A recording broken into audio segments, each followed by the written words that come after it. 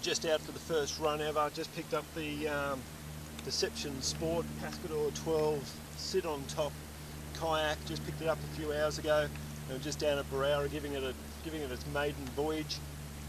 I ended up going with the sit on top rather than the sit in style kayak. Decision made by just going through and having a look and seeing what really I was going to use the boat for.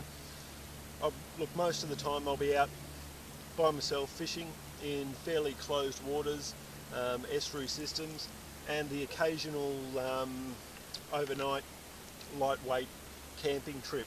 So it's got the big storage dry well up the front here and plenty of room at the back for dry bags. I've got a canoe at the moment, so I'm used to using the dry bags, and the amount of storage that I'm going to be able to fit up the back there will more than do my needs. Quite comfortable, a lot faster than a canoe, and yeah, really enjoying it. Looking forward to getting out on the water a little bit more and doing some fishing out of it. Bit of a close-up view of it. A large storage hatch up the front there. Some great grabs front and rear. Very stable in the water. And the one thing that I did, really not like about the other type of sit-on tops was all of the ridges that you get for the feet. This has got the adjustable rails in it, which is a lot cleaner look for my money. It's got a nice comfortable seat, fully adjustable. Very comfortable actually. So a big dry well up the front here, a hole in the bottom here. It's the whole big cavity, accessible by this one just here, and also one here. Big dry bag, that's a 65 litre dry bag up the back there, and plenty of room. Rod holder, this one here for your travelling, and comes with this system here. It's got a rod holder that sits in that as well for when you're actually fishing. A lot lighter than the canoe to get on off the car. Very easy to do.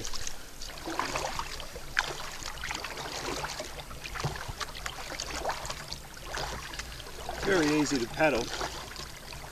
Seems to track quite well for a shorter model. I didn't want to go with something too long.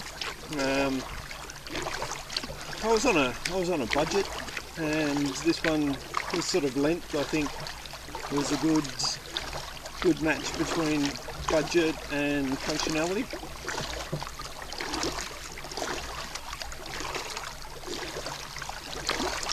I think being realistic with the type of craft that you end up purchasing is very important. I started shopping for a enclosed kayak, which whilst I think would be nice, if you're paddling in bad weather or whatnot to keep the lower part of your body dry. For the amount of times that I'll be out on an overnighter with possible bad weather, it's just the ease of getting in and out and enjoying the waterways during summer, which is going to be the most of the time. I think this will just be fine. Very dry in the cockpit, it's self-draining.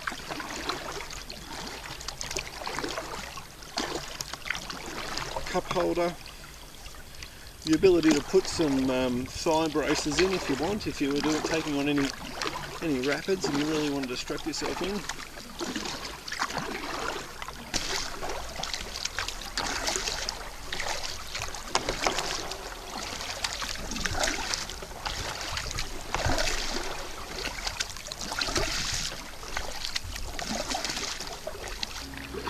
Just crossing the ferry cables here at Berowra.